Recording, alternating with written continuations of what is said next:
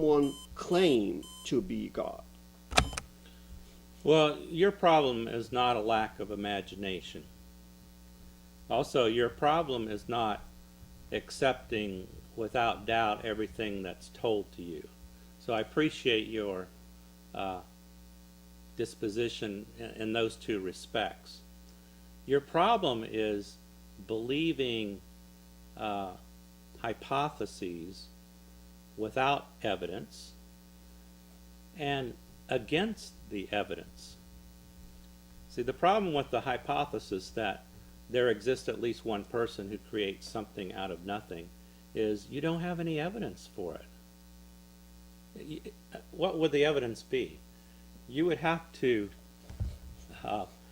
bring forth a person, we'd have to test the person, and if they can produce something out of nothing, then that would support your hypothesis.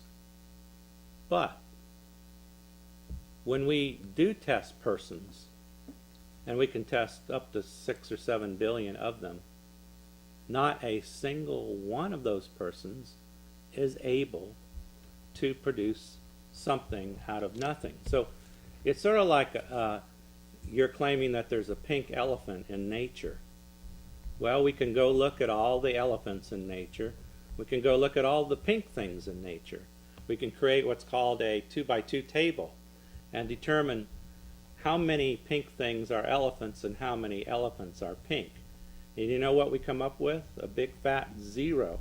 The same thing happens with respect to your claim. You claim that personhood can go together with creating something out of nothing. But when we actually do an empirical investigation, we actually go out and do a field study systematically of all persons and all abilities to create something out of nothing. What we get also there is a big fat 0. So your problem is not your imagination. Your problem is believing things on the basis of no evidence and against evidence. That's the definition of faith. Faith is belief untuned to the evidence. Your belief is out of whack, out of alignment, out of tune with the actual evidence. And that's the big problem with your belief. You got a good imagination. I respect you for coming up with a hypothesis. In fact, hypothesis generation is part of being rational. But you don't carry it the next step. You tend to accept hypotheses on the basis of faith, and that's the problem. I was going to almost say exactly the same thing for you. And I personally think that at this time, I think really we turn to secular scientific understanding of reality as a faith. And I think that many people, including you, are blindly following this faith.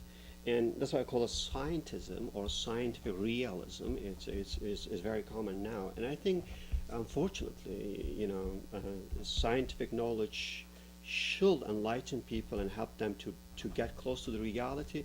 But I think the way that we present science now is really taking us far from the reality. Here's how I'm gonna explain that. So, but the point is like when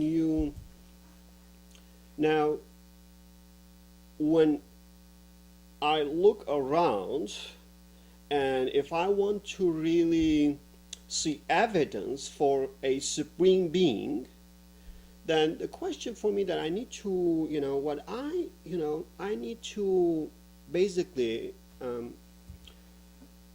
if I have been given opportunity to ask such supreme being to manifest himself through his act, I will ask for something which could only be the work of such supreme power. In other words, I will say, you know what? Yes, I will ask you to show me some extraordinary things. If you don't want to show yourself, that's fine. But if I see some act out there which I can't really explain with with anything other than infinite power.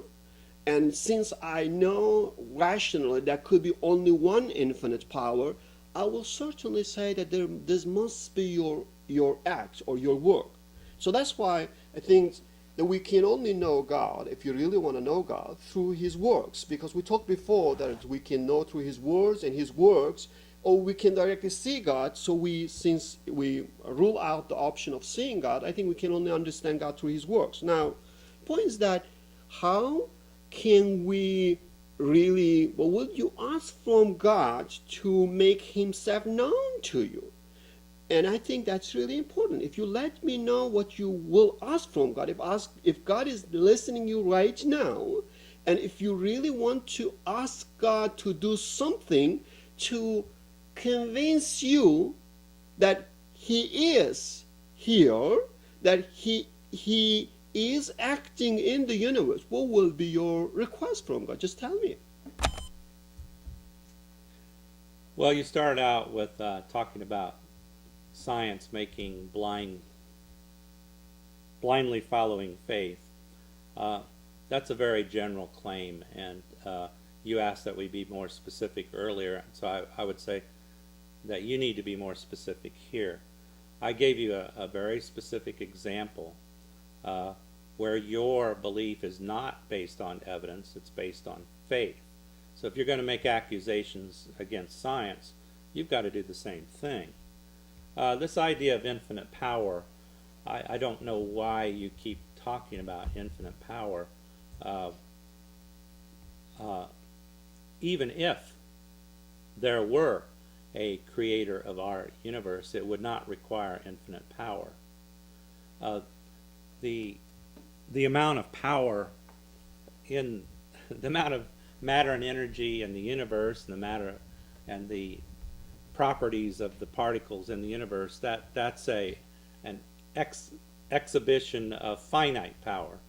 In other words, we can actually calculate the total amount of energy in the universe. So it would only take a finite amount of power to create a finite amount of power. Now you might speculate, but it's a person with infinite power that created it, and you're entitled to speculate that, but it's not required.